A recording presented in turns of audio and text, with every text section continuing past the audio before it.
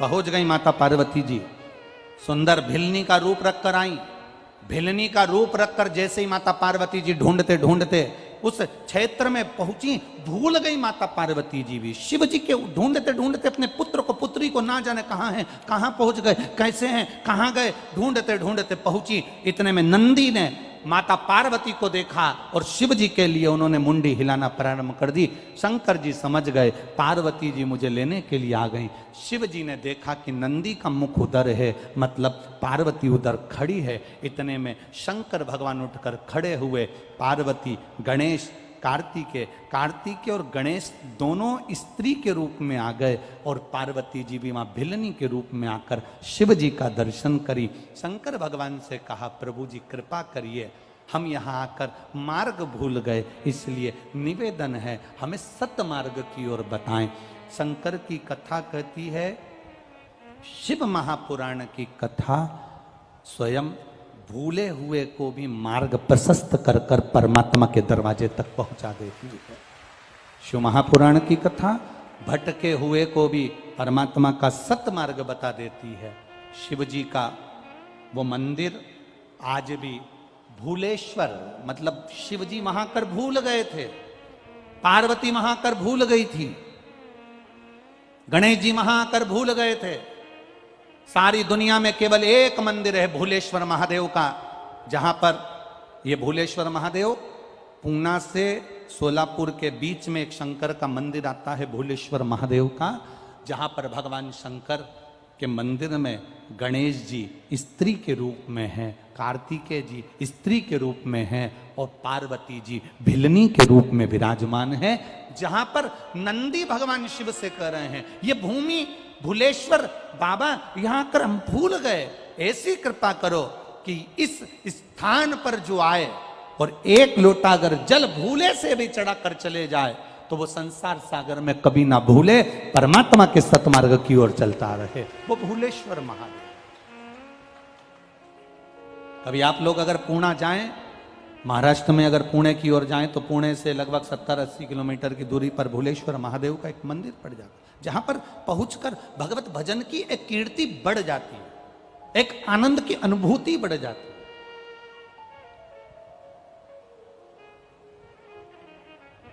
तो ये जो सावन का अधिक मास है, ये सावन के अधिक मास में शंकर भगवान का एक स्वरूप प्रकट हुआ, इसलिए इस सावन के अधिक मास की महत्वता है।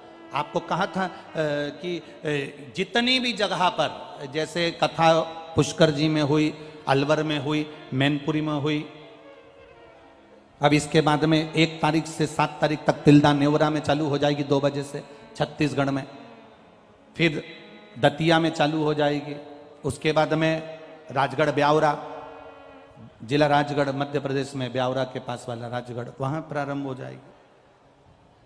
फिर वापिस एक कथा छत्तीसगढ़ में प्रारंभ। जितनी कथा सावन के महीने में जिसको मिली है, बाबा देवादिदेव महादेव की कृपा से जिसको मिली अधिक मास से जुड़ी हुई सावन के महीने की कथा, अपने भाग्य की सराहना करना और अपने को किस्मत वाला समझना कि भगवान शंकर का एक अवतार, श्रंभेश्वर अवतार, यह अधिक मास और सावन के मिलन में हुआ है, शिव का एक अवतार। अब जब नरसिंह जी में इतना क्रोध था कि भगवान नरसिंह जब बैकुंठ में प्रवेश करे तो बैकुंठ में प्रवेश करते से ही बाबा आवाज पकड़ रहा है, नरसिंह जी जैसे ही बैकुंठ में प्रवेश करे, अपने बैकुंठ में जैसे ही जाने लगे तो लक्ष्मी जी भी बैकुंठ छोड़कर चली गई।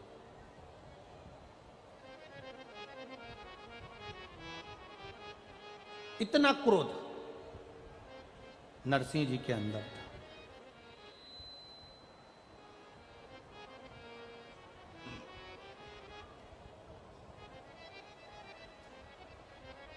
अब नरसिंह जी उसी क्रोध में इंद्रलोक पहुंच गए। जब नरसिंह जी उसी क्रोध में इंद्रलोक पहुंचे तो इंद्रलोक की जितनी अप्सराएं थीं, इंद्रलोक के जितने देव थे, इंद्र स्वयं भी स्थान छोड़कर भाग गए। अब एक बात का अंदाजा लगाकर रखना अपने जीवन में, व्यक्ति को जब क्रोध आता है ना तो वो गुस्सा कर कर अपशब्द बोल तो देता है, पर ये अंदाजा नहीं लगा कर पाता कि जो तुमने क्रोध में बोला है वही क्रोध का बोला हुआ एक दिन तुम्हारे सम्मुख में आकर खड़ा हो जाता।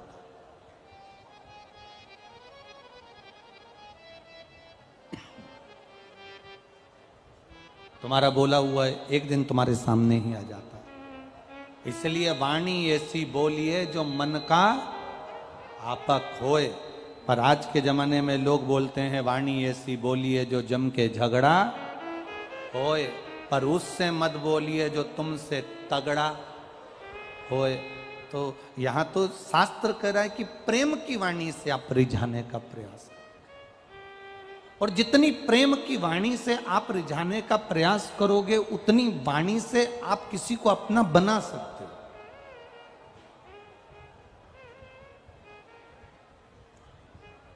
जितना प्रेम परोस सकते हो उतना प्रेम दीजिए।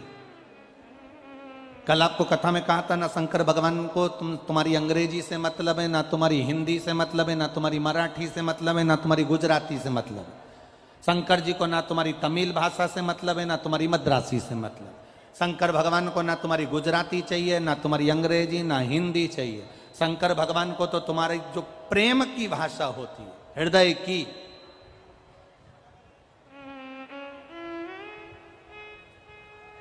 निर्मल मन सो मोहित पावा, मोहि चल छिद्र कपट ना भावा। भगवान को तुम्हारे प्रेम की भाषा से रिझा सकते हो। जितनी प्रेम की भाषा तुम प्रकट कर सकते हो उतना करिए।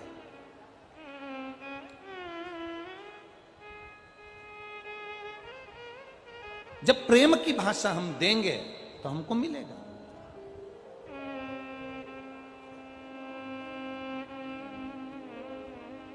नरसिंह भगवान का क्रोध बढ़ गया। इतना क्रोध नरसिंह भगवान का बढ़ा कि वो इंद्र के यहां गए तो इंद्र छोड़कर भाग गए। आपके गुस्से के कारण, आपके क्रोध के कारण आपका परिवार त्रस्त हो रहा है। पत्नी क्रोध करती है, बच्चों पर असर आता है, परिवार पर असर आता है।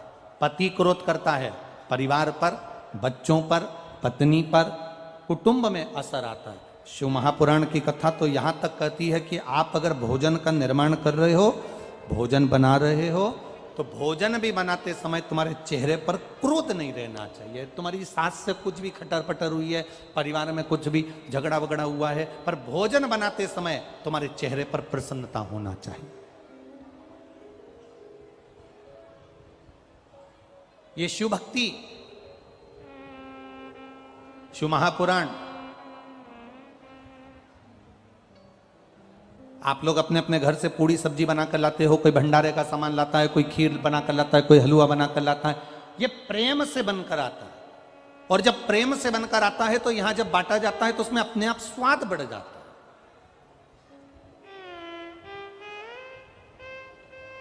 शिव कथा का एक नियम, इसका नाम है कुबेरेश्वर महादेव।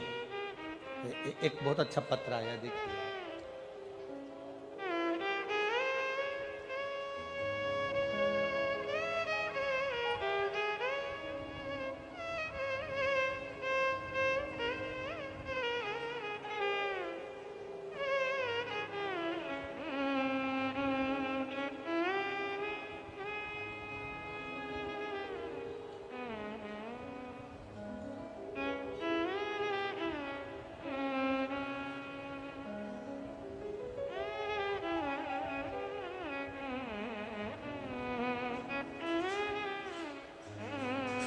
पत्र देखिए, बड़ा सुंदर है। मेरा नाम ममता यादव है, पत्नी श्री सुखवीर सिंह यादव। कहीं बैठी हो तो हाथ हिला सकती हैं। मैं जिला फिरोजाबाद, नगर शिकोहाबाद की रहने वाली हूँ। कहीं बैठी हो तो अपने हाथ हिला सकती हैं। आप ही हैं? हाँ, दोनों हाथ ऐसे हिला दो एक बार। हाँ, हिला दीजिए। मेरा नाम ममता यादव, पति का नाम सुखवीर सिंह यादव। मैं जिला फिरोजाबाद, नगर शिकोहाबाद की रहने वाली हूँ। मेरे पति को सन 2011 में ब्रेन ट्यूमर का ऑपरेशन हुआ था, वह भी आखिरी स्टेज पर। उसके बाद सन 2018 में मेरे पति को ब्रेन के ऑपरेशन के बाद में 2011 में जब ऑपरेशन हो गया, 2018 में मेरे पति को मुंह के अंदर कैंसर हो गया। ऑपरेशन कराने के बाद वे ठीक थे। फिर 2022 में उन्हें मुंह के दूसरी तरफ फिर से कैंसर हो गया। इस ऑपरेशन के बाद डॉक्टर ने बोल दिया था कि अब वो बिस्तर पर ही रहेंगे। उसी दौरान 2022 में आपकी कथा से जुड़ी और कथा सुनना प्रारंभ करा। भाई ने कहा कि इतनी कथा देखती है गुरुजी की, उनके द्वारा बताया गया पशुपतिनाथ का व्रत रख ले। मैंने अपने पति के लिए उसके बाद गुरुजी व्रत करना प्रारंभ करा। सारे उपाय किए, पशुपति व्रत रखा। मेरे पति के दूसरे ऑपरेशन, जब दूसरे गाल की ओर कैंसर हो गया, पहला गाल का कैंसर हुआ उसका ऑपरेशन हो गया था, दूसरा कैंसर हुआ उसका भी ऑपरेशन हुआ। उस ऑपरेशन होने के बाद उनके नाक में एक नली डाल दी गई, क्योंकि गाल में छेद हो गया था और मुख में कुछ देने के लिए नली डाल दी गई। पीने के लिए जो भी डॉक्टर के हिसाब से था हम उसको टाइम टाइम पर उनको दे देते थे। पशुपतिनाथ का व्रत करती रही गुरुदेव। बाबा को नहीं छोड़ा मैंने, बाबा से प्रार्थना करती रही, बाबा इनको ठीक कर देना। गाल में जो छेद हो गया था उसमें से पस निकलना प्रारंभ हो गया। पानी 24 घंटा निकलता था और वो कैंसर का जो मुख था उसमें से पानी निकलता रहता। बड़ी दुखी थी गुरुजी। मैंने बाबा के पशुपति व्रत करना बंद नहीं करे। आप कहते हो कि 5 व्रत करने के बाद छोड़ देना चाहिए, मैंने फिर वापस चालू कर दिए। बाबा कभी तो सुनेगा। और बाबा ने सुना। डॉक्टर ने कहा था बेड पर रहेंगे, पड़े रहेंगे, थोड़े दिन के मेहमान हैं, इनकी सेवा कर लो। मेरे पति को बाबा डॉक्टर ने सब जवाब दे दिया था। उसके कैंसर वाले शरीर से पानी मुख में से निकलना प्रारंभ हो गया था। मैंने बाबा से प्रार्थना करना प्रारंभ करी। जल लाती शिव जी को चढ़ा हुआ, उनके चेहरे पर लगा देती। बेलपत्री लाती, उनको दे देती। बाबा की ऐसी कृपा हुई गुरुदेव कि उनकी नाक की नली भी निकल गई और जो घाव उनका कभी नहीं भराना था वो घाव बाबा ने भर दिया। बाबा ने भरा। गुरुदेव, डॉक्टर ने कहा था ये कभी उठ नहीं पाएंगे पलंग से, ये जिंदगी में थोड़े दिन के मेहमान है। मैं बाबा को यहाँ प्रणाम करने इसलिए आई हूँ कि मेरा पति अब अपने काम पर भी जाने लगा। डॉक्टर भी आश्चर्य में है कि ऐसी कौन सी दवाई है जिससे कैंसर इतनी जल्दी समाप्त हो गया, वो देखना चाहते। आराम है बाबू, दोनों हाथ हिला दो एक बार। हर हर महादेव। बैठिए। श्री शिवाय नमस्तुभ्यम। बैठिए। शिव तत्व इसी को कहते हैं। एक पत्र और है।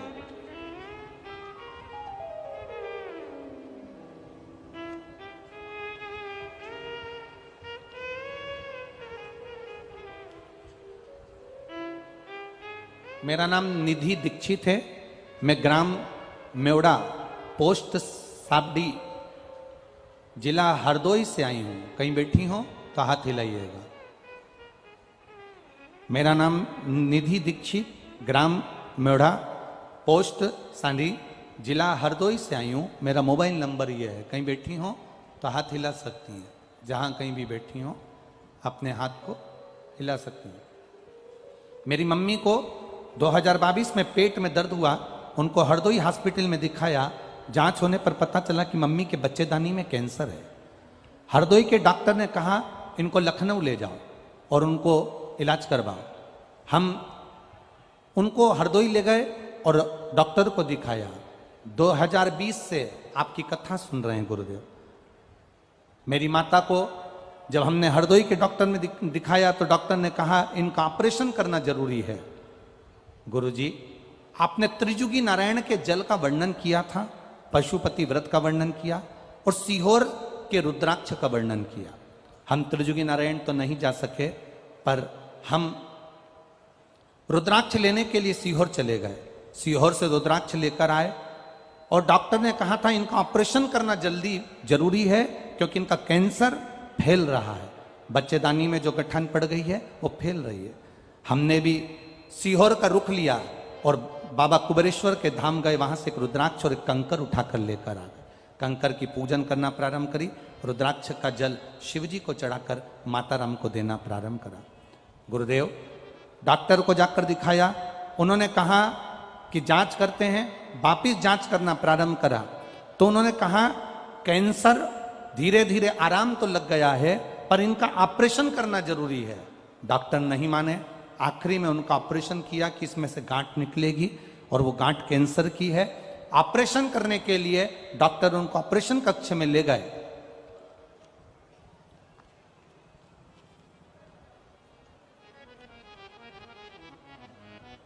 जब ऑपरेशन कक्ष में ले गए, कई घंटों तक ऑपरेशन चला। ऑपरेशन करते करते डॉक्टर टेंशन में पड़ गए कि इनके शरीर में कोई गठान नहीं है और पूरा शरीर अच्छा है और कैंसर भी नहीं है। गुरुजी, शरीर में बहुत सारे टांके लगा दिए गए और टांके लगाने के बाद अब धीरे धीरे उन टांकों को डॉक्टर काट रहे हैं, पर बाबा ने कृपा कर दी और एक भी कैंसर का तत्व मेरी माता के पेट में नहीं मिला, ना गठान मिली। ये रुद्राक्ष की महत्वता, ये शिव की महत्वता, ये शिव महापुराण की महत्वता।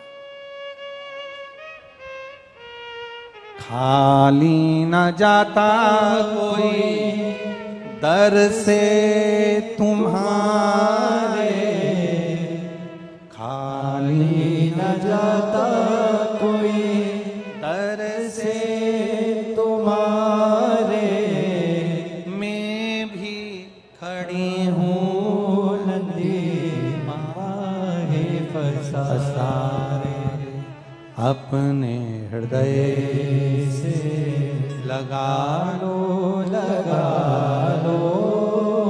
गिरा जा रहा हो, उठा लो प्रभु अपने दर से अब तो न टालो, गिरी जा रही हो, उठा लो। शिव के ऊपर भरोसा, एक तेरा आधार सतगुरु, एक तेरा आधार, एक तेरा आधार सतगुरु, एक तेरा आधार।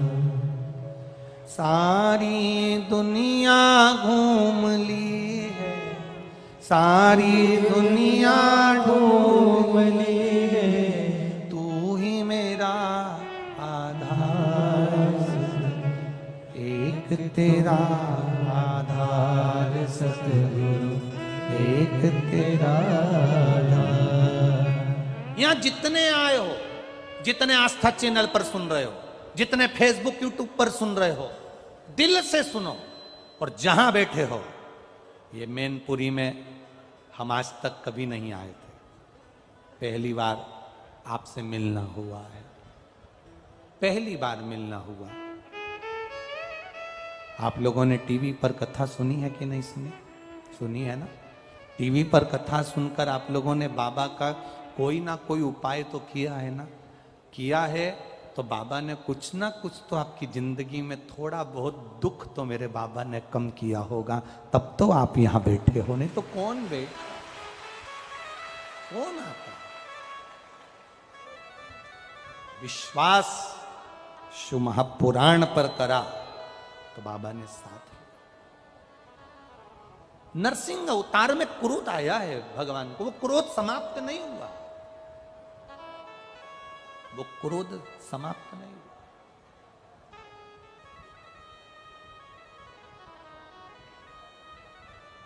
क्रम चालू हुआ, क्रोध चलते चलते चलते चलते इंद्रदेव के पास, वायुदेव, वरुण देव, गरुण देव, सब सारे देवता इकट्ठे होकर देवाधिदेव महादेव के पास पहुंचे।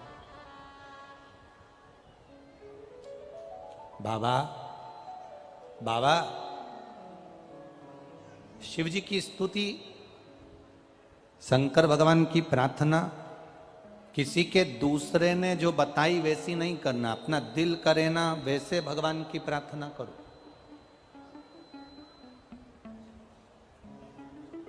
भगवान की प्रार्थना तुम्हारे दिल से होना चाहिए। दिल से। एक बकरी चराने वाला, भेड़ चराने वाला शाम के समय सारी भेड़ों को एक जगह पर इकट्ठा कर लेता था। भेड़ों के बाल में से बैठे बैठे जूं निकालता था।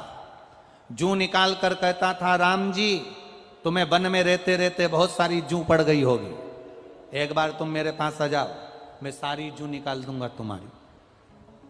बस वो बैठे बैठे यही बोलता रहता था कि राम जी तुमको भी जूं पड़ गई होगी, मैं निकाल दूंगा। एक संत वहां से निकल रहे थे, उन्होंने उसका शब्द सुना, संत को क्रोध आ गया। कैसा मूर्ख है, भगवान को क्या जूं पड़ती है, हर कुछ बोल रहा है, पागल हो गया है। संत ने एक थप्पड़ रखकर उस भेड़ चराने वाले को, बकरी चराने वाले को मारा और कहा, आज के बाद ऐसा शब्द मत बोलना कि राम जी को जूं पड़ गई होगी। तेरे में अक्ल नहीं है, हर कुछ बोल देता है कि राम जी मेरे पास आ जाओ, तुम्हें जूं पड़ गई होगी, मैं तुम्हारी जूं निकाल दूंगा। ये कोई शब्द होता है? उसने बोलना बंद कर दिया। 4 दिन निकल गए, माता सीता जी ने भोजन नहीं किया। राम जी ने सीता जी से पूछा, तुम भोजन नहीं कर रही हो, क्या बात है?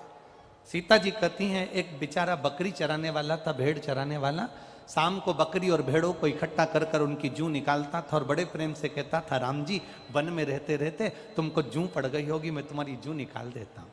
उसको प्रार्थना करना नहीं आती, उसको संस्कृत के शब्द नहीं आते, उसको हिंदी के भी वाक्यों को बोलना नहीं आता, वो कोई संबोधन बोलना नहीं जानता, वो स्तुति करना नहीं जानता, बस वो प्रेम से कहता है कि तुम्हें जूं पड़ गई होगी, मैं जूं निकाल देता हूं। मुझे बहुत अच्छा लगता था प्रभु। राम जी ने हनुमान जी को बुलाया, हनुमान जाओ, जिस संत ने उस बकरी चराने वाले को बोलना बंद करा है, जरा उसका इलाज करके आओ। हनुमान जी जाकर एक गदा का प्रहार किए, संत चित्ते पड़े। संत ने पूछा, मेरी गलती क्या है? हनुमान जी बोले, जाकर बोल उस भेड़ बकरी चराने वाले को, तेरे दिल से तू जैसी स्तुति करना चाहे वैसी कर। राम जी दिल की स्तुति देखते हैं, बनाई हुई स्तुति राम जी नहीं देखते। राम बनाई हुई स्तुति नहीं देखते। मेरे भोलेनाथ तुम्हारी बनाई हुई स्तुति से प्रसन्न नहीं होते। जिस दिन तुम्हारे दिल में आ जाए और तुम शंकर जी के मंदिर में जल चढ़ाने के लिए जाओ, उस दिन तुम बाबा से प्रार्थना दिल से भी कर सकती हो। बाबा बाबा, ओ भोलेनाथ जी, शंभू, जल चढ़ा चढ़ा के सावन के महीने में ठंड लग रही होगी तेरे को।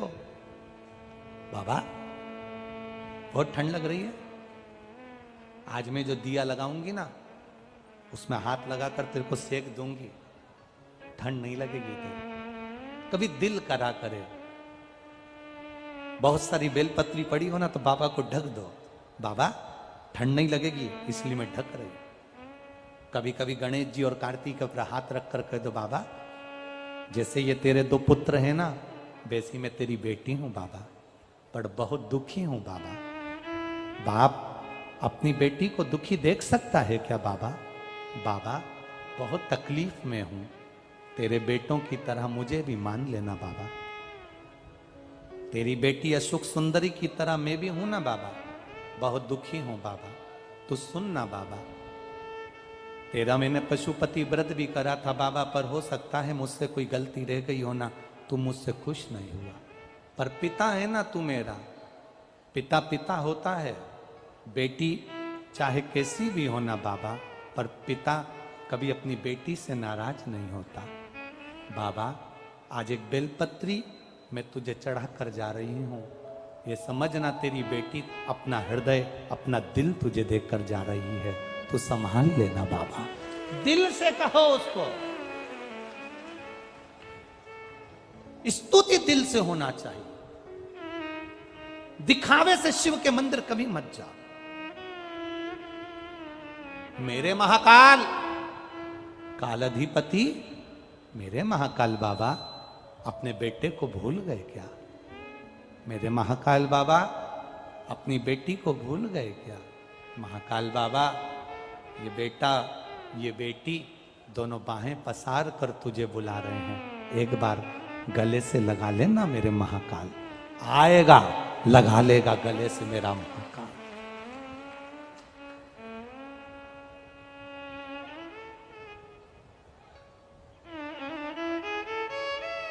दिखावे से दूर हो जाओ। शंकर के मंदिर में जब जाना तब तुम दिखावे से दूर होकर जाना। क्या है शिव पुराण में? क्या क्या भरा पड़ा है शंकर जी की कथा में?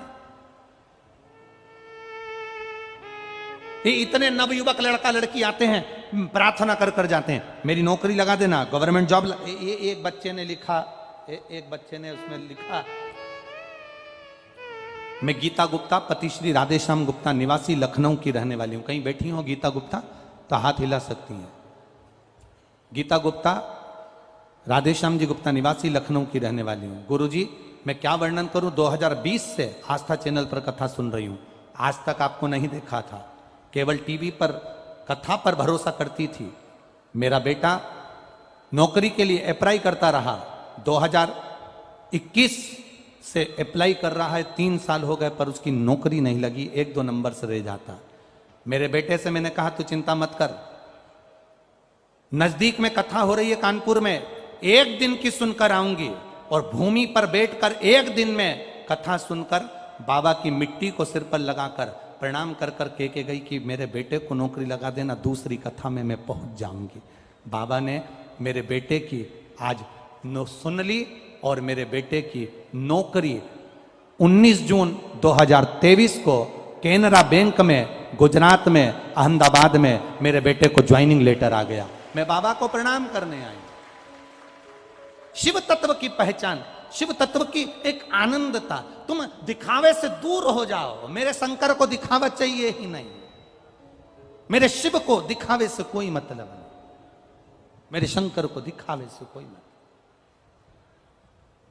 मेरे शिव को केवल तुम्हारा विश्वास चाहिए, मेरे शंकर को केवल तुम्हारा भरोसा चाहिए, मेरे शिव को तुम्हारी दृढ़ता चाहिए। मेरी जीजियों और मंडप में इस कथा पंडाल में बैठे हुए मेरे जीजाओं, आप सबसे निवेदन है, मेरी बेटियों, मेरे भाई, कथा में आए तो हो पर दिल से कह कर जाना, मेरे बाबा दया कर देना, मैं तेरे भरोसे हूँ, मेरे बाबा दया करना, मैं तेरे भरोसे हूँ, मैं तेरे भरोसे हूँ, मैं तेरे भरोसे हूँ, मेरे बाबा दया करना, मैं तेरे भरोसे हूँ, ना घर के भरोसे हूँ, ना परिवार के भरोसे हूँ, ना घर के भरोसे हूँ, ना परिवार के भरोसे हूँ, भोलेनाथ दया करना, मैं तेरे भरोसे हूँ। छोड़कर सब दिल से कहो। आप आए हो कथा में, हमें कई बार आप लोगों को देखकर बड़ा हृदय से भाव में भीतर नेत्र के, आप लोग तो समझेंगे नहीं भाव का, भीतर से कभी कभी रोना भी आता है। कितनी दूर दूर से 100-100, 500 रुपए खर्च कर कर ये लोगों सबके धक्के खाते हुए 1 किलोमीटर, आधा किलोमीटर दूर गाड़ियों को रोक देना। मैं उत्तर प्रदेश सरकार को, मैनपुरी की collector, SP, SDM, DSP, TI, जितना पुलिस बल लगा है इनको धन्यवाद देना चाहूँगा। पहली कथा है जिसमें इतनी 5 गाड़ियां रोकी जा रही है, आपको दंडवत प्रणाम है। इतनी कथा बाची, उसमें पहली कथा है जो इतनी नजदीक में गाड़ियां रोकी जा रही हैं, नहीं तो हम जहां जहां कथा करने गए वहां 1.5-2 किलोमीटर दूर तक लोगों को पैदल चलना पड़ता है। मैं यहाँ के कलेक्टर, एसपी और उत्तर प्रदेश सरकार को बहुत बहुत साधुवाद देता हूं, जिन्होंने नजदीक में गाड़ियां लगवाई। नजदीक आप कहो उससे दिल से, आपकी चित्तवृत्ति उसमें रमना चाहिए। कभी कभी हमारा हृदय बहुत रोता है कि आप कितनी दूर से धक्के खाते हुए, कोई साधन नहीं, अगर किसी को कर कथा सुनते हैं, मेरे शंभु इनकी झोली ऐसी भरना जिंदगी में कभी खाली ना हो, ऐसा भंडार। जिस कार्य के लिए, जिस भाव के लिए, जिस दिल से आप आए हो, जिस भरोसे के साथ आए हो, वो भरोसा हम फिर कहेंगे, परिवार पर भरोसा करोगे वो टूट सकता है, रिश्तेदारों पर भरोसा करोगे वो टूट सकता है, यहां तक हम पर भी भरोसा करोगे तो टूट सकता है, पर मेरे भोलेनाथ पर भरोसा करोगे तो कभी नहीं टूटेगा, वो टूटने नहीं देगा। हम जैसे आप हो वैसा ये हमारा मनुष्य शरीर है, जैसे आप हो वैसा ये मानव का ये शरीर है। 2 रोटी आप भी खाते हो, 2 रोटी हम भी खाते हो।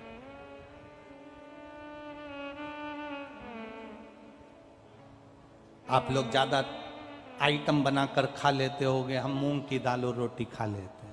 कभी सब्जी थोड़ी बहुत हरी मिल गई, बना लिया, ब्राह्मण देवता साथ रहते हैं, वो बना देते हैं 2 रोटी टिक्का, पाया, सुख आनंद लिया। क्या करना, जैसा जीवन आपका वैसा जीवन हमारा। हम फिर कहें, सीहोर वाले पर भरोसा ना करिए, पंडित प्रदीप मिश्रा पर भरोसा मेरे महादेव पर करना, भरोसा 1 लोटे जल पर करना, भरोसा 1 बेलपत्री पर करना, भरोसा तुम्हारे शिव पर करना, वो टूटने नहीं देगा, ये निश्चितता है। हमसे मतलब मत रखो, और यहां तुम हमारे लिए आए भी नहीं हो, तुम ये अंदाजे मत रहना कि तुम हमारे लिए आए हो। यहां जितने आए हो वो बाबा भोलेनाथ के भरोसे पर और उसके सहारे पर आए हो, तुम्हें उससे मतलब होना चाहिए। और अधिक मास के सावन की यह कथा में विश्वास के साथ कहकर जाते हैं, ये जो इतने इतने पत्र तुमने भेजे हैं, नीचे ढेर लगा हुआ है, ये भरोसे के पत्र हैं, और वो पत्र खाली नहीं, साधारण नहीं, आपकी भक्ति का प्रतीक।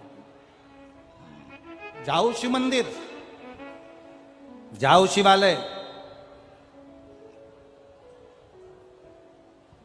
भगवान जब नरसिंह भगवान का क्रोध समाप्त नहीं हुआ, अधिक मास का महीना, अधिक मास में नरसिंह अवतार धारण कर कर शाम के समय पर ना सुबह मरे, ना दिन में मरे, ना रात में, तो शाम को मारा है। ना पशु से नरसिंह बनकर आए, ना अस्त्र से ना शस्त्र से, तो नख से फाड़ दिया है। और अधिक मास का प्रथम दिवस शाम का समय हिरण्यकशिपु को मार दिया है। अब वो क्रोध चलता रहा, वो क्रोध चलता रहा, वो क्रोध चल रहा, क्रोध चलता गया। हमारा निवेदन है, आप लोग निकल कर जो जा रहे हैं दूसरे को डिस्टर्ब ना करें। 10 मिनट की कथा हो रहती है, थोड़ा दिल लगाने का। हम तो ये कथा कल तक कहकर चले जाएंगे, पर तुम्हारी जिंदगी में बाबा ने जो कथा दी है वो तुम्हारी जिंदगी बना दे, इससे ज्यादा हम क्या कह सकते हैं। आप लोग और जितने कार्यकर्ता हैं जो इधर उधर मटक रहे हैं, उनसे भी निवेदन है, थोड़ा बैठ जाओ 5 मिनट 10 मिनट। कल के बाद कोई नहीं कहेगा तुमसे कि तुम कथा में बैठो, दिल लगा लो, थोड़ी देर बैठो। बहुत दूर का भाव है हमारा, बहुत हृदय लगा। हमें क्या है, टाइम पास करना नहीं आता, ईमानदारी की बात तो ये भी है। अगर दूसरे कोई कथाकार होए ना तो वो अपना टाइम पास कर कर घड़ी देखकर चले जाएं, हमको टाइम पास करना भी नहीं आता। हम तो ये प्रयास करते हैं कि आए हैं तो जितने रतन हैं मेरे भोलेनाथ जी के, वो सब आपको लुटा कर चले जाएं, जिससे आपकी जिंदगी सार्थक हो जाए। नहीं हो, शिव तत्व को जाने, शंकर ओ घड़ी को जाने, और शिव तत्व को जानना जरूरी है। अधिक मास का प्रथम दिवस, जिस दिन नरसिंह भगवान की प्रागट्यता हुई। अधिक मास का प्रथम दिवस, जिस दिन नरसिंह भगवान प्रकट हुए, चारों तरफ जब क्रोध किया गया, चारों तरफ आपको कहा था पंचमी, अष्टमी, एकादशी, प्रदोष, शिवरात्रि, अमावस्या, पूर्णिमा, इस दिन ये 7 दिवस आपको बताए थे और कहा गया था कि 5-5 दिए लगाना शाम के समय पर, बन सके उन दिए को लंबी बाती का। कौन सी बाती का? जम के बोलो जरा। लंबी बाती का। आपको पहले भी कथा में कहा, लंबी बाती का जो दिया होता है, लंबी बाती का जो दीप होता है, वो दीप हमारे जीवन में वंश की भी वृद्धि करता है। इसलिए हमारे यहाँ पितरों का दिया, देवी जी का दिया, नवरात्रे का दीप, ये सब लंबी बाती के लगते हैं। तो लंबी बाती का जो दीप होता है वो हमारे यहाँ वंश की भी वृद्धि करता है, लक्ष्मी की भी वृद्धि करता है, सुख समृद्धि। और अगर मान लो भूल से हमारा कहीं पैसा अटक गया और वो व्यापारी नहीं दे रहा, तो चाहे गुरु जी कि हम केदारनाथ जाएं, अमरनाथ जाएं, सोमनाथ जाएं, काशी जाएं, कुबेरेश्वर धाम सीहोर जाएं, हमने उनको वहाँ तो उत्तर नहीं दिया, पर इस व्यासपीठ से इतना जरूर कहना चाहेंगे, आपका मन केदारनाथ जाने का हो रहा है, आपका मन अमरनाथ जाने का हो रहा है, आपका मन काशी जाने का हो रहा है, आपका मन सोमनाथ, मल्लिकार्जुन, भीमाशंकर, इतनी स्थानों पर अगर जाने का हो रहा है, तो पहले आपसे निवेदन करेंगे कि जाने की तमन्ना तुम्हारी सब जगह पर है, मना नहीं है, पर पहले, सबसे पहले तुम्हारी जाने की तमन्ना सब जगह पर हो, पर सबसे पहले तुम्हारी चित्त वृत्ति में, तुम्हारे मन में ये विचार लेकर आ जाओ, एक विचार तुम्हारे भीतर ये लेकर आ जाओ कि हम पहले अपने घर के नजदीक में, घर के पास में जो शिव जी का मंदिर, हमारे घर के पास में जो शंकर का मंदिर हो, हमारे घर के पास में जो शिवालय, हमारे घर के पास में जो शिवालय, जो शिव का मंदिर हमारे घर के पास में हो, जो शिवालय हमारे नजदीक में हो, जो शिवालय हमारे घर के पास में हो, पहले हम उस शिवालय में जाना चालू करें।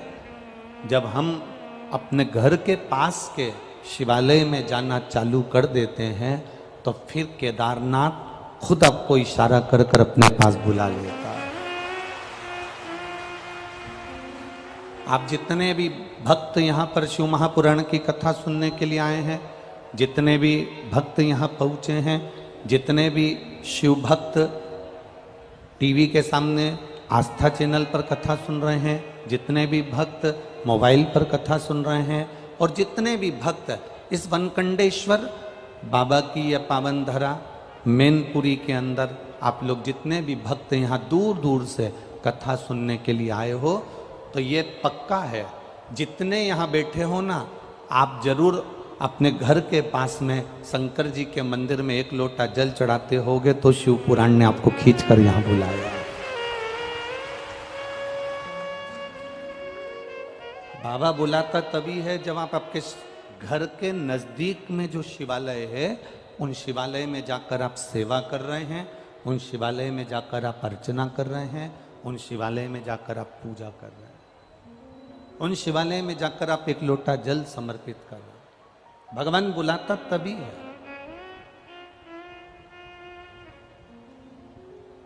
अच्छा, एक विचार करिए, आप जिस कॉलोनी में रहते हो, जिस मोहल्ले में रहते हो, जिस कॉलोनी में, मोहल्ले में, जिस वार्ड में रहते हो, जिस क्षेत्र में रहते हो, और उस क्षेत्र में अगर तुम रह रहे हो और तुम्हारे 4 घर छोड़कर किसी की शादी है और तुम उसे नहीं पहचानते, वो तुम्हें नहीं पहचानता, तो तुम्हें शादी में बुलाएगा क्या? जम के तो बोलो जरा, नहीं बुलाएगा ना। शादी में कब बुलाएगा वो? जब तुम्हारा उसके घर में आना जाना होगा, उससे पहचान होगी, उससे मिलना जुलना होगा। राम राम, सीताराम, जय श्री कृष्णा, श्री शिवाय नमस्तुभ्यम, हर हर महादेव, बोलबम का नारा, बाबा एक सहारा। जब तुम एक दूसरे से मिलोगे तब तो वो अपने घर की शादी में आपको बुलाएगा। अब केदारनाथ क्या है? शंकर जी का घर। अमरनाथ क्या है? शिव जी का घर। कैलाश मानसरोवर क्या है? शिव जी का घर। महाकाल क्या है? शंकर जी का घर। काशी क्या है? शिव जी का घर। सोमनाथ क्या है? शिव जी का घर। भोलेनाथ तुम्हें अपने घर में बुलाएगा जरूर, पर पहले उससे जल चढ़ाकर पहचान तो बना लो। अपने नजदीक के शिवालय में जाकर एक लोटा जल तो चढ़ा लो। जब हम अपने घर के नजदीक के शिवालय में जाते हैं, अपने घर के नजदीक के शिवालय में पहुंचते हैं, एक लोटा जल जब हम समर्पित करते हैं, तब जाकर मेरा महादेव भी अपने घर में तुमको बुलाकर तुम्हारा कल्याण कर देता है। ये हमारे ऊपर है। अब तुम अंदाजा लगा कर बैठे हो कि मैं कथा में जाऊंगी, मैं कथा में जाऊंगी, मुझे कथा में जाना है, मुझे शिव पुराण में जाना है। तुम ऐसे शिव पुराण में जा ही नहीं पाओगे। तुम शंकर जी के मंदिर में जाकर एक लोटा जल चढ़ाना प्रारंभ कर दो। तुम शिव जी के मंदिर में जाकर एक लोटा जल समर्पित करना प्रारंभ कर दो। जिस दिन तुम जल समर्पित करना प्रारंभ कर दोगे, उस दिन बाबा से तुम्हारी पहचान हो जाएगी। तुम बाबा के और बाबा तुम्हारे हो जाएंगे। फिर तुम्हारे को हाथ पकड़कर कुबेरेश्वर धाम तक लेकर आ जाएंगे, शिव महापुराण तक लेकर आ जाएंगे। ये लाखों की संख्या में, लाखों की संख्या में। आज प्रशासन भी कह रही थी, पुलिस प्रशासन से अधिकारी होन कह रहे थे कि गुरुजी इतनी भीड़ और इतना पानी गिरने के बाद तो लोग 5 मिनट नहीं ठहरते, और गजब पन्नी तोक के, पन्नी लगा लगा के, छाता पकड़ पकड़ कर और आराम से खड़े हैं और बोल बम का नारा है, बाबा एक सहारा है। ये इनकी अविरल भक्ति है महाराज। ये समझ में नहीं आ रहा कि मैनपुरी को हो क्या गया,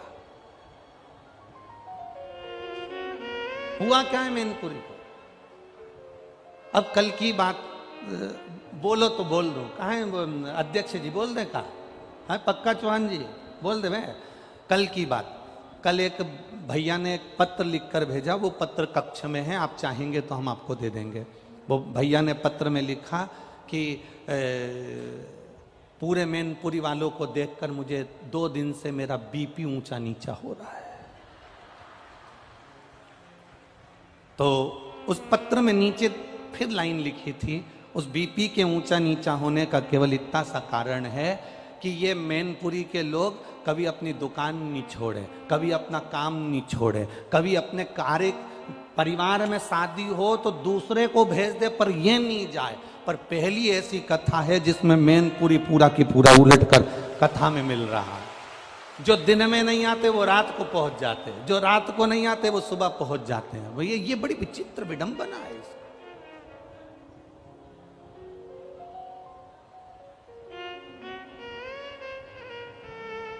और ये मेरा शिव, ये मेरा वो घड़ी, ये मेरा त्रिकालदर्शी, ये मेरा कैलाशी, ये मेरा विनाशी है, ये मेरा शंभु है।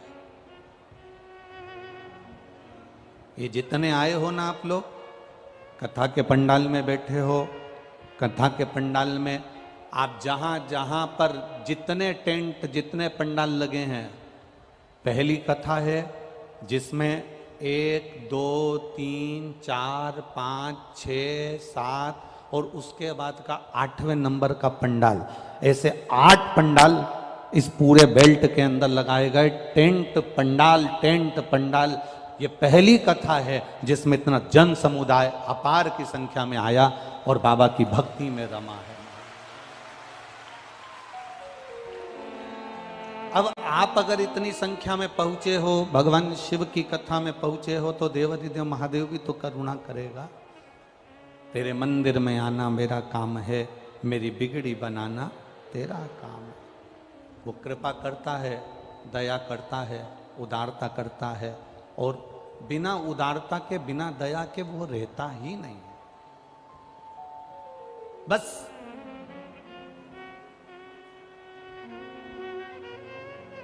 अपने विचारों पर पक्का रहिए।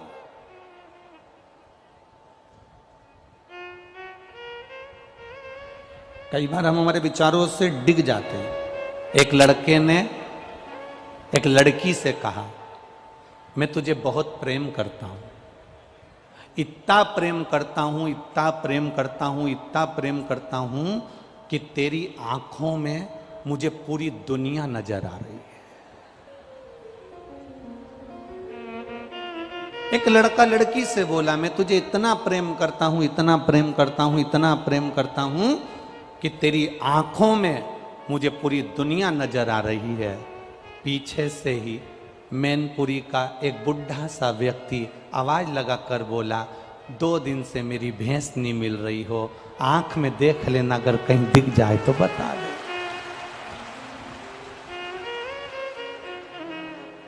अब तुम इतना भी प्रेम मत करो कि भैंस आंख में देखना पड़े,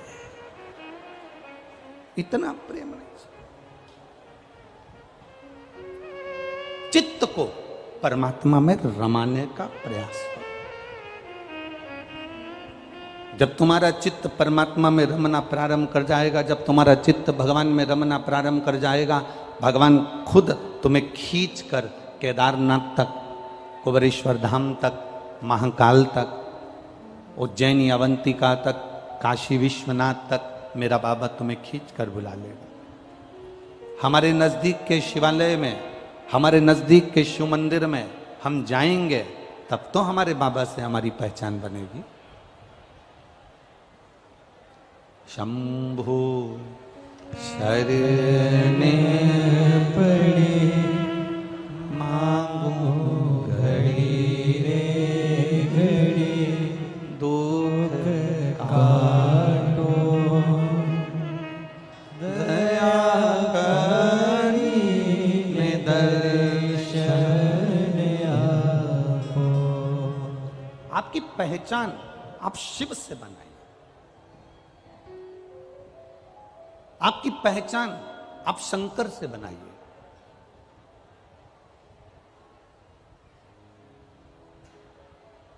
एक बार देवादिदेव महादेव के मन में एक भाव आया।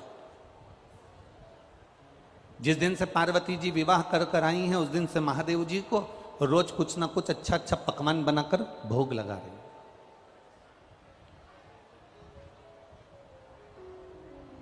रोज प्रतिदिन कुछ ना कुछ ऐसा बनाती हैं मां, शिव जी को भोग लगा देती।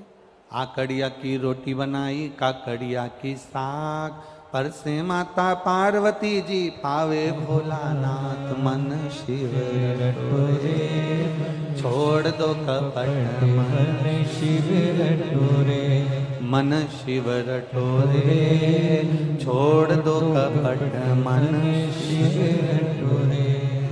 आकड़िया की रोटी बनाई, काकड़िया की साग, पर से माता पार्वती जी पावे भोलानाथ, मन शिव रटोरे छोड़ दो कपट, मन शिव रटोरे। अब पार्वती मैया रोज नए नए पकवान बनाती हैं, शिव जी को भोग लगाती हैं। बाबा भोलेनाथ जी रोज पकवान का भोग लगाते हैं, रोज पाते, रोज आनंद में रहते।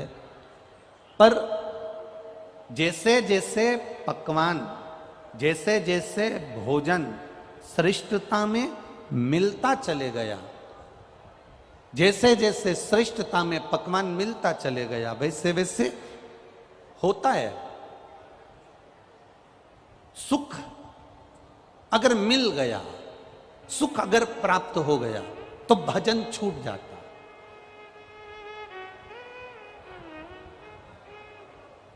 अगर सुख प्राप्त हो गया तो भजन छूट गया।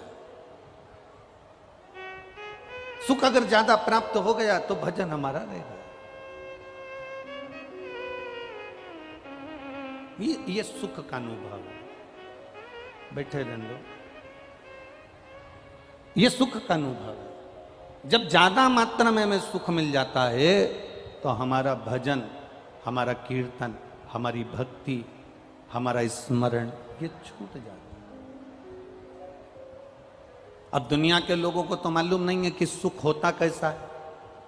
घर में बहू आ गई तो लोगों को लगा कि बहुत अच्छा सुख हमारे घर में आ गया, रोज गरम गरम रोटी देगी। अब जिन जिन की आई है वो सब अपने आप में समझ ले।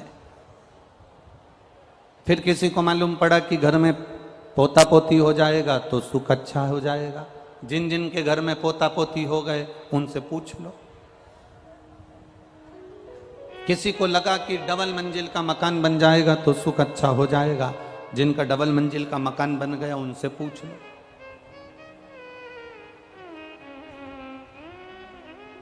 सुख मिलता कहाँ है? सुख कैसा होता है? सुख की कल्पना कैसी होती है? सुख कैसा होता है? एक ट्रेन की तरह, रेल की तरह। स्टेशन पे तुम खड़े हो, वहां पर बोलने वाली मशीन नहीं लगी है कि इतनी बजे ये ट्रेन यहाँ पहुँचेगी, आधा घंटा लेट है, 15 मिनट लेट है, ट्रेन का नंबर ये है, ट्रेन का नाम ये है, वो ट्रेन 2 नंबर प्लेटफार्म पे पहुँचेगी कि 1 नंबर पे पहुँचेगी। वो मशीन, वो बोलने का स्पीकर स्टेशन पर नहीं लगा है। वो बोलने की मशीन स्टेशन पर नहीं लगी है। और जिस स्टेशन पर बोलने की मशीन नहीं लगी होती, जिस स्टेशन पर बोलने के स्पीकर नहीं लगे होते, जिस स्टेशन पर बोलने के लिए कोई माइक नहीं लगा होता, तो जो जाने वाला यात्री है ना, जिसको यहाँ से अपने मैनपुरी से जिसको आगरा जाना है, तो अगर मालूम पड़े मशीन नहीं लगी है, स्पीकर नहीं लगा है, तो जो भी ट्रेन आती है ना, तो जाने वाले व्यक्ति को यही लगता है कि मेरी आ रही है, अब आ रही है, आवाज आ रही है, आ रही है, आ रही है, आ रही है। और जो ट्रेन सामने आती है वो तो तुरंत निकल जाती, मालूम पड़ा ये तो मालगाड़ी है। फिर खड़ा, फिर दूसरी ट्रेन आई, आ रही, अब की बार ये अपनी ट्रेन आ रही है, तैयारी करके बैग में लेके बस तैयार होके सामने आया। इतनी देर में मालूम पड़ा कि ये तो दूसरी जगह जा रही थी, मालूम पड़े काशी जा रही है, अब ये बनारस जा रही है। तो फिर तैयार हुआ, आ रही है, आ रही है, आ रही है, आ रही है, और फिर ट्रेन चलते चलते मालूम पड़ा कि ये ट्रेन तो दूसरी जगह जा रही है। बस सुख भी ऐसा ही होता है। बचपन में लगता है कि जवानी में सुख मिलेगा, जवानी में लगता है कि अधेड़ी में सुख मिलेगा, थोड़ी 1-2 दुकान और खोल लूं फिर सुख की जिंदगी जीऊंगा, घर में बहू आ जाए सुख की जिंदगी जीऊंगा, पोता पोती हो जाए सुख की जिंदगी जीऊंगा, थोड़ा काम काज फैला लूं सुख की जिंदगी जीऊंगा। सुख आ रहा है, आ रहा है, आ रहा है। बचपन निकल गया, जवानी निकल गई, अधेड़ी निकल गई, बुढ़ापा आ गया, और बुढ़ापे में भी अभी भी काम ना करके बैठे हो, सुख मिलेगा। मालूम पड़े मुंडा से पूरा सोफा सेट निकल गया, आंखों से दिखना बंद, कानों से सुनना बंद, पाँव से चलना बंद, हाथ भी थर थर थर थर कांपे, गर्दन भी धीरे धीरे कांपे, और विचार करे कि सुख मिलेगा। सुख वो ट्रेन है, सुख वो ट्रेन है जो आती हुई लगती तो है कि ट्रेन आ रही है, हमारी आ रही है, हम बैठेंगे, हम चलेंगे, हम ट्रेन में बैठकर जाएंगे, पर वो ट्रेन दूसरे की निकल जाती है। सुख होता ही ऐसा है, हर बार लगता है बस ये वाला काम हो जाएगा ना मेरा, मेरे को अगर वहां का टेंडर मिल गया ना, सारा कर्जा चुका दूंगा, टेंडर मिले तो बस, अब की बार चुनाव आ रहा है ना, बस अब की बार तो अब की बार बस मालूम पड़े वो ट्रेन फिर निकल गए, वो टेंडर फिर निकल गए, फिर वो काम निकल गए, फिर वो बात निकल गई। अब वो सुख का अनुभव कर रहे हैं कि मिलेगा, पर शिव महापुराण की कथा कहती है आप अपने स्थान पर बैठे रहो, आप अपने जगह पर बैठे रहो, अगर कोई अनाउंसमेंट करने वाला भी नहीं है ना, तुम अपनी जगह पर बैठे रहो, तुम्हें उतावले होने की जरूरत नहीं है। तुम जहां पर बैठे हो तुम्हारी ट्रेन में बैठने वाले ढेर सारे होंगे, ढेर सारे होंगे, तो उसमें से जब सब एक साथ खड़े हो जाएं तब समझ लेना कि ट्रेन आ चुकी है और हमको बैठना है, तब तुम्हें अंदाजा लग जाएगा। अभी तुम बैठे रहो, भगवत भजन करते रहो, स्मरण करते रहो, पुण्य करते रहो, तुम आनंद से सेवा करते रहो। अगर तुम्हें चाहिए कि सुख की ट्रेन में मुझे बैठना है, तुम्हें चाहिए कि अब की बार मेरा नंबर आना चाहिए, तो तुम कुछ मत करो, शंकर की शरण में जाना प्रारंभ कर दो, एक बेलपत्र शिव को चढ़ाना प्रारंभ कर दो, शंकर की अविरल भक्ति करना प्रारंभ कर दो, शंकर पर दही का लेपन कर कर उसका पूजन अर्चन कर कर एक दुर्वा शिव को चढ़ाना प्रारंभ कर दो। शंकर से जितना तुम लाड़ लड़ा सकते हो उतना लाड़ लड़ा लो, उतनी भक्ति कर लो।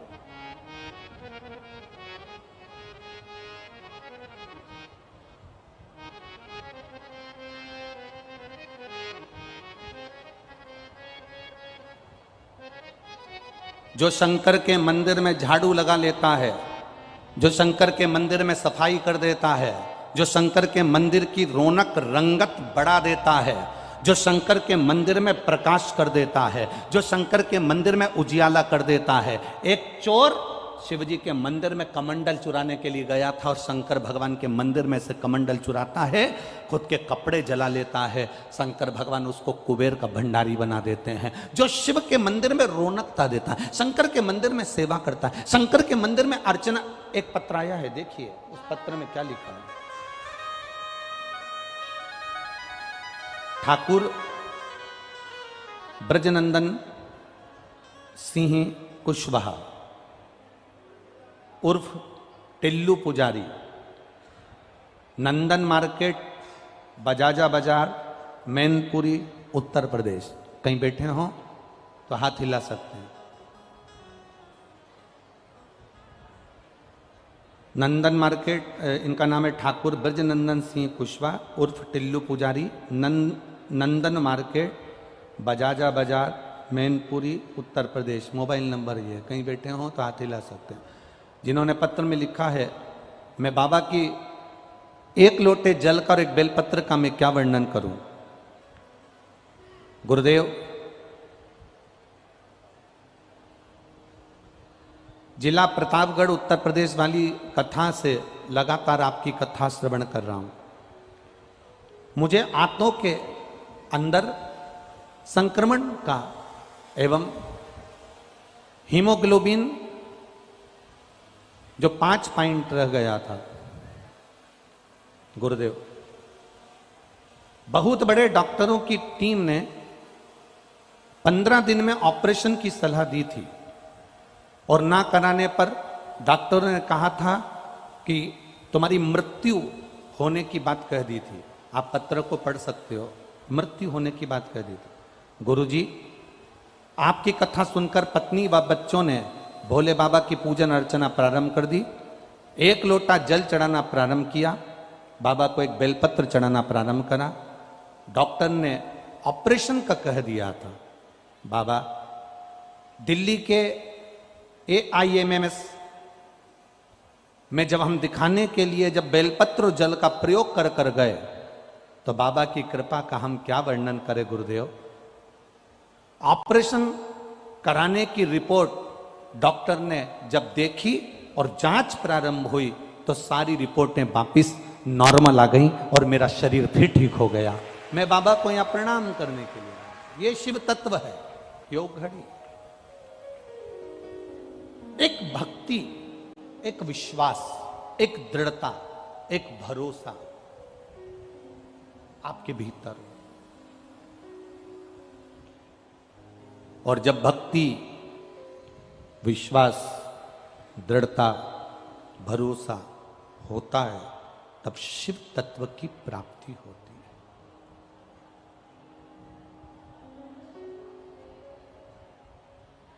शिव ओघड़ी की प्राप्ति होती है। सुखाएगा सुखाएगा सुखाएगा, ये हमको लगता है। हम जब उसकी भक्ति करें और विश्वास के साथ करें, जब हम उसकी भक्ति करें और भरोसे के साथ करें, वो मिलता जरूर है। तेरे मंदिर में आना मेरा काम है और मेरी बिगड़ी बनाना तेरा काम है।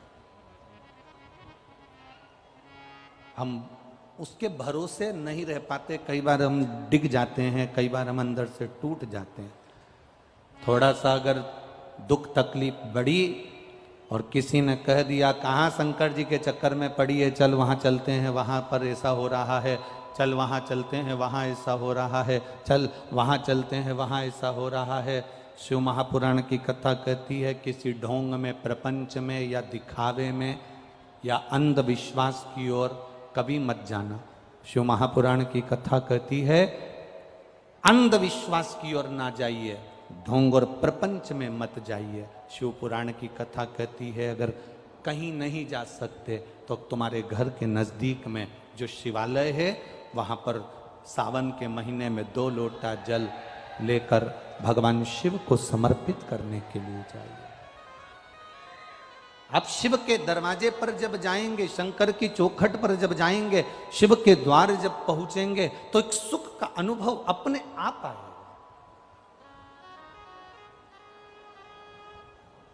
बाबा देवादिदेव महादेव कैलाश पर बैठे हैं, मां जगत जननी उनके लिए पकवान बनाती है, श्रेष्ठ पकवान शिव जी के सम्मुख में जाते हैं।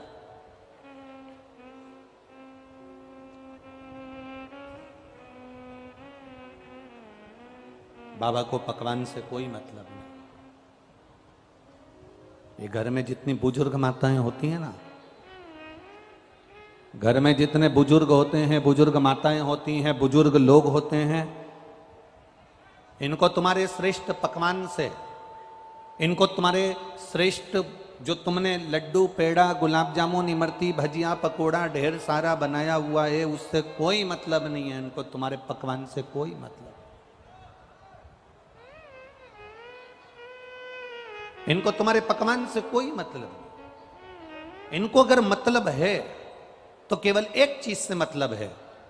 आप घर के बुजुर्ग को लड्डू मत दीजिए, आप घर के बुजुर्ग को मिठाई मत दीजिए, आप घर के बुजुर्ग को नमकीन मत दीजिए, आप घर के बुजुर्ग को अगर कुछ अच्छा बनाकर नहीं दे सकते मत दीजिए। पर शिव महापुराण की कथा कहती है कि घर के बुजुर्ग को आपकी जिह्वा की, वाणी की मिठास जरूर दीजिए, वो जीवन का एक उन्हें आनंद दे जाए। आप मत दो उनको लड्डू, मत दो पेड़ा, मत दो उनको सामग्री, पर उनको उनके भीतर जो एक तत्व छुपा है सम्मान का, उनके भीतर एक तत्व छुपा है आदर का, वो आदर का तत्व तो दो।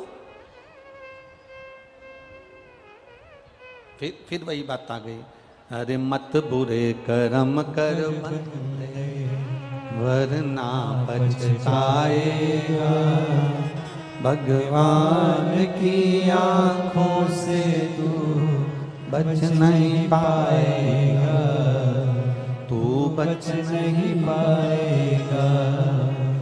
अरे ओ अज्ञानी मत कर नादानी, अरे ओ अज्ञानी मत कर नादानी।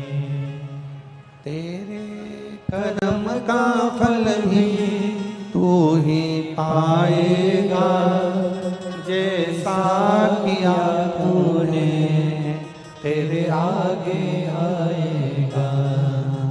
मत बुरे कर्म कर बंदे वरना पछताएगा, भगवान की आंखों से तू बच नहीं पाएगा, तू बच नहीं पाएगा।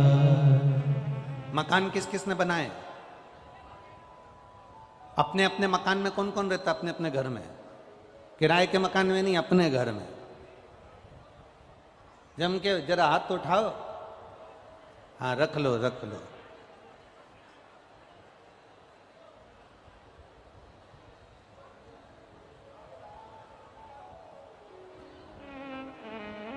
जिस मकान को आपने बनाया है, जिस दुकान को आपने बनाया है, जो प्रॉपर्टी तुम्हारे पास है, तुम्हारी वसीयत के, तुम्हारी प्रॉपर्टी के ढेर सारे हिस्सेदार रहेंगे। 4 बेटे हैं तो चारों उस प्रॉपर्टी के हिस्सेदार है। बोलो सही है कि गलत है? जम के बोलो जरा।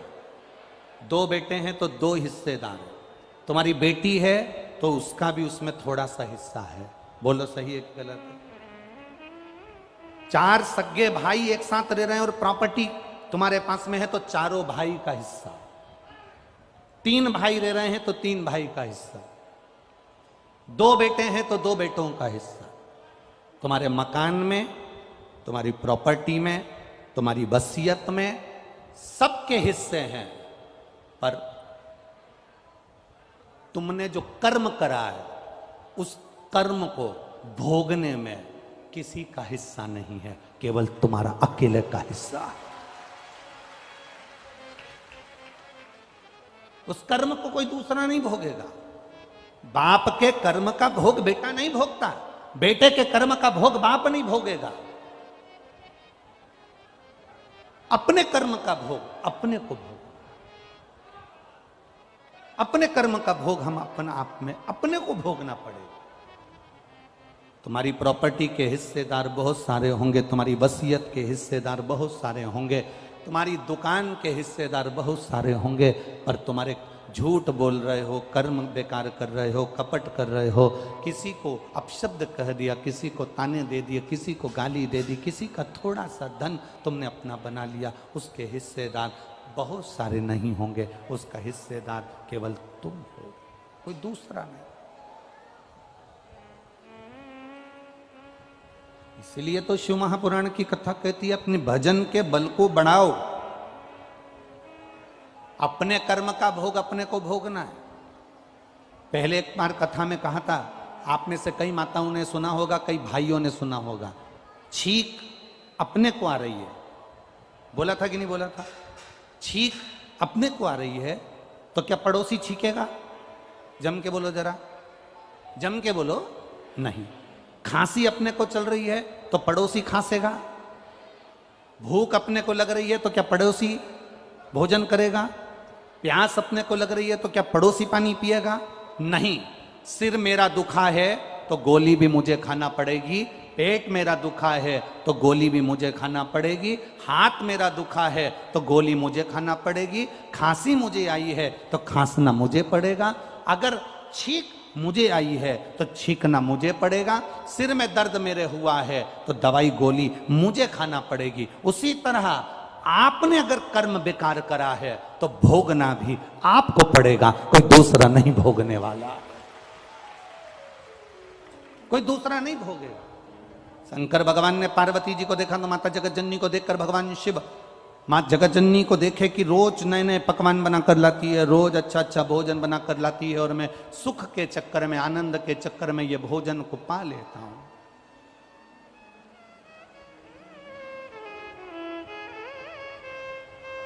ये सारा सुख के चक्कर में मैंने भोजन जो मिला है ये कहीं मेरे को तकलीफ ना दे जाए।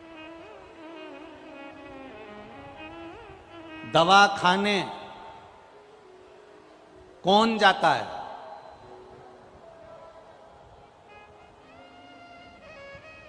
इस कथा से समझ लेना, दवा खाने कौन जाता है? जो दवा दबा के खाता है वो दवा खाने जल्दी जाता है। खूब दबा दबा के खूब खाया, जो मिल गए वो खा गए, जो मिल गए वो खाया, जो मिल गया वो खाया। जो दबा दबा कर खाता है वो जल्दी से, बोलो बोलो जम के, दवा खाने जाता। आपने अगर खाने पर कंट्रोल कर लिया, भोजन पर कंट्रोल कर लिया, थोड़े से अपनी जिह्वा पर कंट्रोल कर लिया, तो तुम्हें दवा खाने जाने की जरूरत नहीं पड़ेगी, क्योंकि दुनिया का सबसे ज़्यादा रोग, बीमारी, तकलीफ ये पेट से होती है। ये पेट में हम जैसा आहार ग्रहण करते हैं वैसा हमारा व्यवहार हो जाता है। दवा खाने वही जाता है जो दबा दबा कर खाता है। जिस दिन तुमने दबा दबा कर खाना बंद कर दिया, थोड़ा बहुत आहार लो जो शरीर के लिए जरूरी है, थोड़ा बहुत पाओ जो शरीर के लिए श्रेष्ठ है। मालूम पड़े इन्होंने बिस्कुट दिया वो भी दबा कर खा गए, इसने कुरकुरा दिया वो भी रख लिया, उसने पानी का पाउच दिया वो भी रख लिया, खुद के पास बोतल रखी है तो भी पानी का पाउच वाला आया। तो इतनी आसक्ति कथा में भी, इतनी आसक्ति कि खुद के पास 2 बोतल पानी की रखी है, उसके बाद भी दे दे भैया रख लो, बिस्कुट दे दे भैया रख लो, सामान दे दे भैया रख लो, इतनी आसक्ति।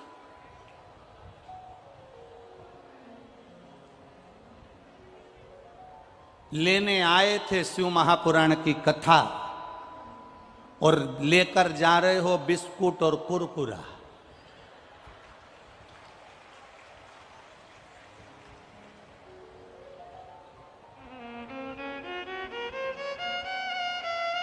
खीर मिली, खीर, हलवा मिला, पूड़ी मिली, पूड़ी।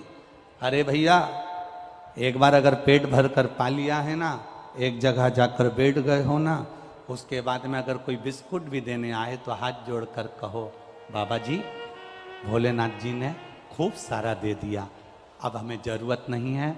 जो कोई नया आ रहा हो ना उसको दे दो, हमारे बैग में बहुत सारे बिस्कुट के पुड़े रखे हैं, आप दूसरे को प्रदान कर दीजिए, हमें नहीं चाहिए।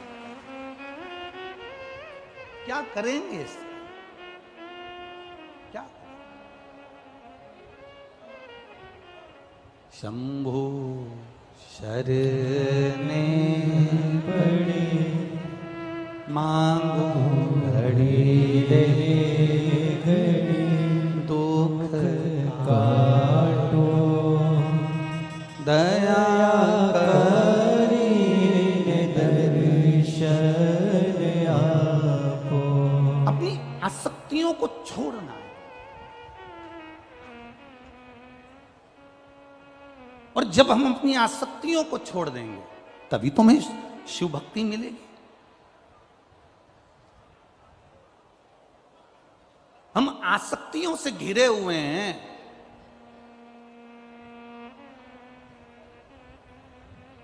हम आसक्तियों से चारों तरफ से घिरे हुए हैं। तुम जब बिस्कुट का पूड़ा तुम्हारे बैग में पड़ा हुआ है, तुम्हारे बैग में चिप्स की पन्नी पड़ी हुई है, तुम्हारे बैग में सामान पड़ा हुआ है, और तुम उसके बाद भी अगर कोई देने आ रहा है तो ले रहे हो, तो समझ लेना कि तुम शंकर की भक्ति को जाने नहीं हो अभी, तुम अभी भी आसक्ति में पड़े हुए हो। एक 5 रुपए और 10 रुपए के बिस्कुट के चक्कर में तुमने शंकर के सम्मुख में बैठकर भी आसक्ति नहीं छोड़ी। एक बार पेट भर कर जो तुमको दे, खीर दे, पूड़ी दे, सब्जी दे, भजिया दे, पकोड़ा दे, खूब खा लो।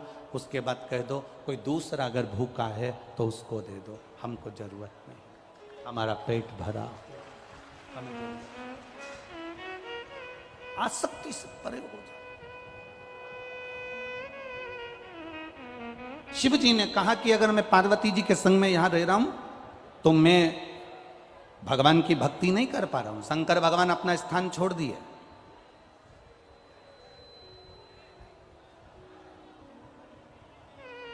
और शिव जी एक वन क्षेत्र में चले गए। नंदी साथ में पीछे पीछे गया।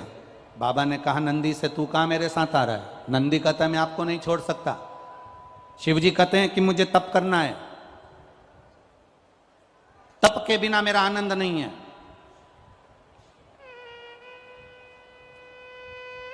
तीन घंटे की कथा में 6 घंटे का तप है तुम्हारा। 3 घंटे पहले, 3 घंटे बाद का भी तुम्हारा तप है। आज पानी गिरने के कारण बस जितने भी श्रोता भाई बहन इधर उधर हैं सब खड़े खड़े, कब से खड़े हैं इंतजार में। और जब से खड़े खड़े शिव महापुराण की कथा का रसतत्व ग्रहण कर रहे हैं, ये तप है तुम्हारा, ये साधना है तुम्हारी।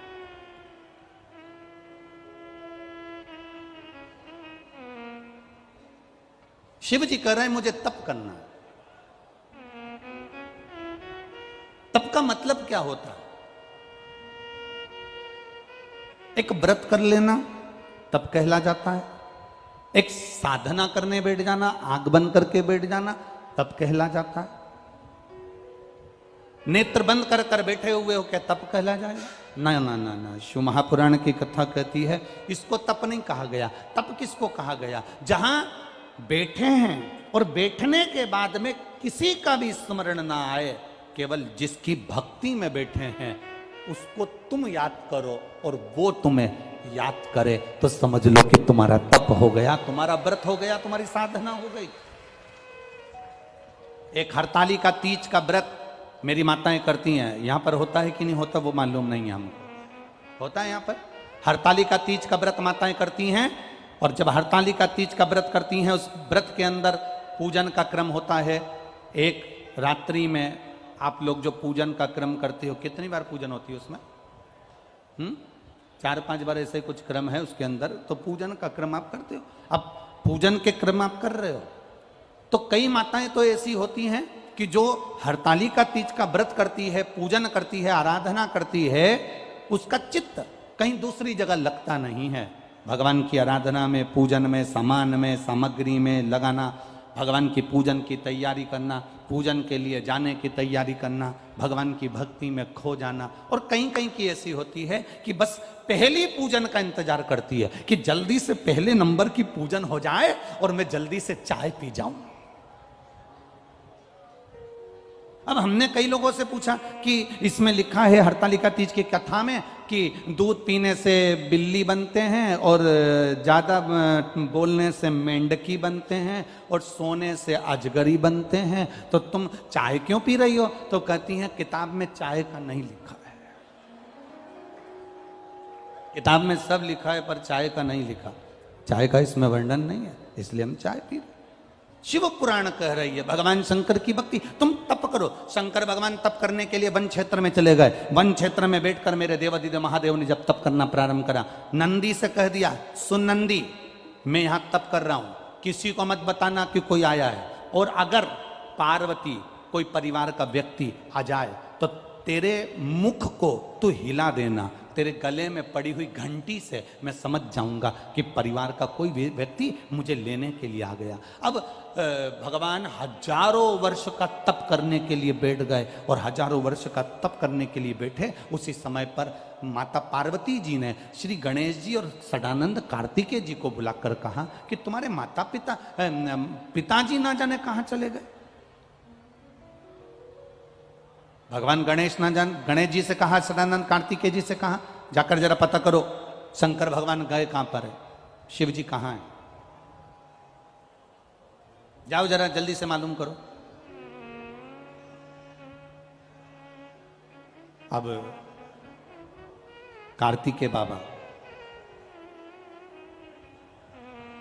भगवान श्री गणेश जी दोनों गए पिताजी का पता लगाने के लिए।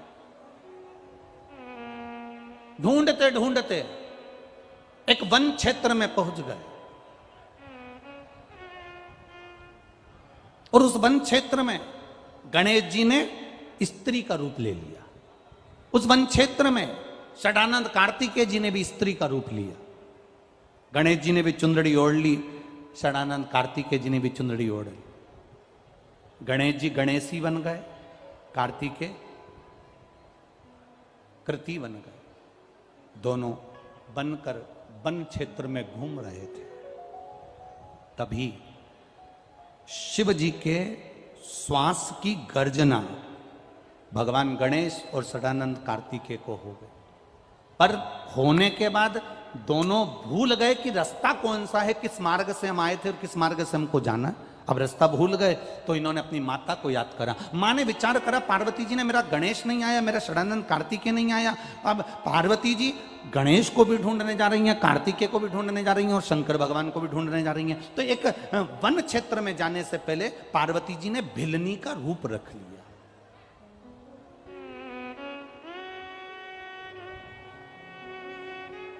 एक भिलनी का रूप रखकर।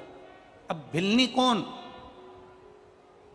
जिसको कुछ नहीं आता, केवल जानती है कि परमात्मा है पर उसके सिवा कुछ नहीं। शिव महापुराण की कथा कहती है किसी सदगुरु के पास जाना, घर के बुजुर्गों के पास जाना, घर के वृद्ध के पास जाना, परमात्मा के पास जाना, तो एकदम खाली होकर जाना। खाली होने से मतलब क्या है? ये दिमाग में ज्यादा अकल लेकर या ज्यादा बुद्धि लेकर कि दादी से ज़्यादा तो मुझ में अकल है, मेरे पिताजी से ज़्यादा तो मुझ में अकल है, मेरी माँ से ज़्यादा तो मुझ में अकल है, बहू सोचती है सास से ज़्यादा तो मुझ में अकल है, मैं पढ़ी लिखी, मैंने ये करा, मैंने इंजीनियरिंग करी, मैंने सीए करा, मैंने ये पढ़ाई करी, मैंने एमबीए करा। सास में कितनी अकल है? वो तो 8वीं फेल है। सास भले 8वीं फेल होगी, सास भले 5वीं फेल होगी, पर सास रहते रहते रहते रहते परिवार में जो तुम्हारी जितनी उम्र है, सास उतने साल तो दुनिया के धक्के खाकर आई होगी, तो उसमें अकल तुमसे ज्यादा होगी, ये निश्चितता है। भले वो 5वीं फेल हो, भले वो 6वीं फेल हो, भले वो 7वीं फेल हो, भले वो 8वीं फेल हो, पर उसकी चित्त वृत्ति में उसने कितना कितना संघर्ष किया है। घर के बुजुर्ग ने कितना संघर्ष किया, ये उसके पास में कंपनियों में पूछा जाता है तुमने कौन सी कंपनी में पहले जॉब करी है, उसका प्रमाण पत्र दिखाइए। दिखाना पड़ता है कि ये मैंने इस कंपनी में मैंने जॉब करी है, मेरा ये प्रमाण पत्र है। सास के पास में वो प्रमाण पत्र है जो बहू को दिखा देती है कि मैंने ये किया। और होना चाहिए एक 4 इंजीनियर टोपी लगा लगा कर एक आड़ा टेढ़ा पाइप उसमें तार डाल रहे थे। 4 इंजीनियर 8 दिन से परेशान हो गए पर वो तार उसके अंदर नहीं गया। एक गांव का व्यक्ति निकलता था, वो इंजीनियर को देखकर बड़ा दुखी होता था कि इनसे तार इस पाइप के अंदर नहीं जा रहा, आड़ा टेढ़ा पाइप, इसमें वो तार नहीं जा रहा। बड़ा दुखी होता था, बड़ा दुखी। गांव के व्यक्ति ने इंजीनियर साहब से कहा, इंजीनियर साहब ये तार में डाल दूं? 4 इंजीनियर बोले इसमें अक्ल तो है नहीं गांव वाले में, और कह रहा है तार में डाल दूं। ले डाल के बता, हम इंजीनियर हैं, ये सॉफ्टवेयर है, ये इलेक्ट्रिक है, ये ऐसा है, वो ऐसा है, ले तू डाल दे। उसने कहा लाओ इंजीनियर साहब। वो गया गांव में, एक चूहे को पकड़ कर ले आया, चूहे की पूंछ से तार को बांधा, पाइप में छोड़ दिया, पाइप से चूहा बाहर, तार निकल के बाहर हो गया। कभी कभी ऐसा होता है, हम जिसको मूर्ख समझ रहे हैं, हम जिसमें सोचते हैं इसमें तो अक्ल ही नहीं है, इसमें तो बुद्धि ही नहीं है। कभी कभी वो एक टीचर ने अपने स्टूडेंट से पूछा, बच्चे से, मैं दिल्ली से प्रयागराज हवाई जहाज से गया, दिल्ली से प्रयागराज जाने में मुझे 2 घंटे लगे, बताओ मेरी उम्र कितनी है? अब स्टूडेंट से पूछ रहा है टीचर, मैं हवाई जहाज से, एरोप्लेन से दिल्ली से प्रयागराज गया, प्रयागराज जाने में मुझे 2 घंटे लगे, तो जितने स्टूडेंट बैठे हैं वो बताएं कि मेरी उम्र कितनी है। अब जितने स्टूडेंट बैठे थे उन सब ने कहा, सर प्लीज ये कोई क्वेश्चन है कि हवाई जहाज से दिल्ली से प्रयागराज गया, 2 घंटे लगे, तो मेरी उम्र बताओ कितनी है? सारे बच्चों ने कहा ये कोई क्वेश्चन नहीं है, ये कोई प्रश्न नहीं है। एक स्टूडेंट कोई अच्छे गुरु का चेला होगा, खड़ा हो गया, उसने कहा सर आपकी उम्र 44 वर्ष है। कितने साल? जम के बोलो जरा। 44 वर्ष, 44 ईयर, तुम्हारी उम्र 44 वर्ष है सर। सर खुश हो गए, गजब, खड़े हो जाओ, आओ इधर जल्दी, गुड, तुमने मेरी उम्र बता दी, पर यह बताओ कि तुम कैसे जान गए कि मेरी उम्र 44 साल है, 44 ईयर है? तुम कैसे जान गए? उसने कहा बस सर मैं जान गया। नहीं तुम्हें बताना पड़ेगा। नहीं सर, मेरे पास में ऐसा यंत्र है जिससे मैं पहचान गया कि तुम्हारी उम्र 44 साल। नहीं, बताओ तुम कैसे पहचाने कि मेरी उम्र 44 साल है? ये बताना पड़ेगा। नहीं सर मैं नहीं बताऊंगा। सर ने कहा अगर नहीं बताएगा तो प्रैक्टिकल में नंबर कम आ जाएगा। बता जल्दी, तू कैसे पहचाना कि मेरी उम्र 44 साल है? मैं इतना खुश हो गया, मेरी उम्र 44 साल, तूने सही बताया, बता जल्दी से, तू कैसे पहचाना कि मेरी उम्र 44 साल है? स्टूडेंट बोला सर मेरा एक भाई है, वो आधा पगला है, उसकी उम्र 22 साल है।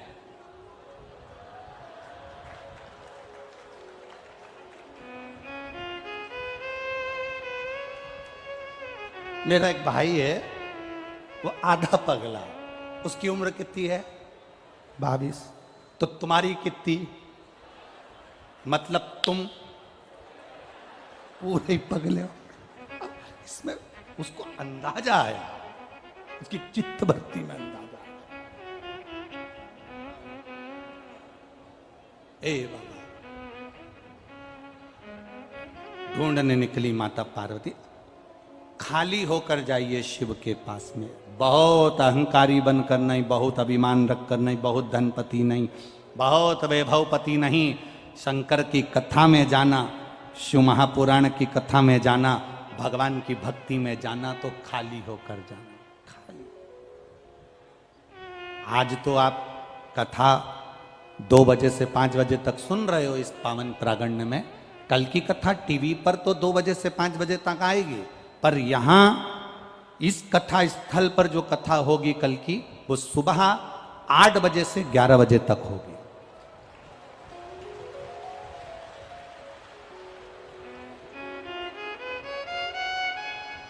सुबह 8 बजे से 11 बजे तक यहां कथा चलेगी। और ध्यान देना, कथा टीवी पर 2 बजे से 5 बजे ही आएगी, पर भक्त सुबह 8 बजे से 11 बजे तक। कल विराम की जो कथा है, पहले भी कथा में कहा, मेहमान जाते हैं तो घर के बच्चों को 200-500 रुपए दे जाते हैं, और ये पुराण भी जाएगी तो क्या क्या लुटा जाएगी ये वही जान सकती है, ये उसके ऊपर। परंतु हम ये बात हम बाद में कह सकते थे, अब तुम सब चिंता में पड़ गई, सोच में।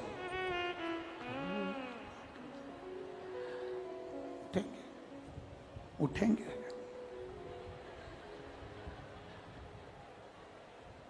उठेंगे।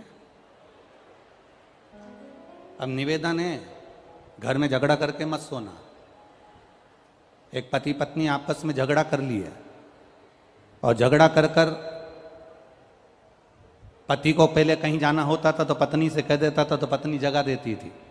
आज ऐसा झगड़ा हुआ पति पत्नी में, तो पति ने एक पर्ची में लिख दिया कि सवेरे मेरे सर एयरपोर्ट पे आ रहे हैं और मुझे सुबह जल्दी 5 बजे एयरपोर्ट पहुंचना है, तो तुम मुझे सुबह 4 बजे जगा देना। पर्ची पे लिख के उसने पत्नी के पलंग पर जो तकिया था वहां रख दिया। पत्नी ने पढ़ा, ठीक है। दूसरे दिन वो सुबह 9 बजे उठा। उसने उठते से ही गुस्सा करना चाहा कि तूने मुझे जगाया नहीं, पर पास में एक पर्ची पड़ी थी, 2 पर्ची पड़ी थी, 3 पर्ची पड़ी थी। उसमें लिखा हुआ था, उठ जाओ 3 बज गई है, उठ जाओ 3:30 बज गई है, उठ जाओ 4 बज गई है। अब जैसा तेरा गाना वैसा उसका बजाना। अल्लाह, तुम ऐसा झगड़ा करके मत सोना, नहीं तो सवेरे तुम्हें कोई उठाए नहीं। तुम तो क्योंकि रात को 10-11 बजे तो तुम यहाँ से जाते हो, हैं? आते हो रात को। मैनपुरी के लोग यहाँ रात को आते हैं ना, तो खूब मेला का आनंद लेने के लिए, दर्शन करने के लिए, भक्तों के भजन का आनंद लेने के लिए। अब जाए और मालूम पड़े सवेरे 8 बजे मुझे जाना है, जाना है, जाना है, जाना है, तो सुधर। कल कथा का समय सवेरे 8 बजे से 11 बजे तक रहेगा, और टीवी पर 2 बजे से 5 बजे तक रहे। चित्तवृत्ति में रहे, खाली होकर जाइए शिव के द्वार पर। कोई अभिमान नहीं, कोई अहंकार नहीं, कोई आसक्ति नहीं, कोई वासना नहीं, कोई काम नहीं, कोई लोभ नहीं, कोई तृष्णा नहीं। एकदम खाली होकर जाइए। और जो शिव के द्वार पर खाली होकर जाता है, गुरु के दरवाजे पर, बड़ों के दरवाजे पर, बड़ों के पास जो एकदम खाली होकर गया, उसको सब मिल गया, सब कुछ।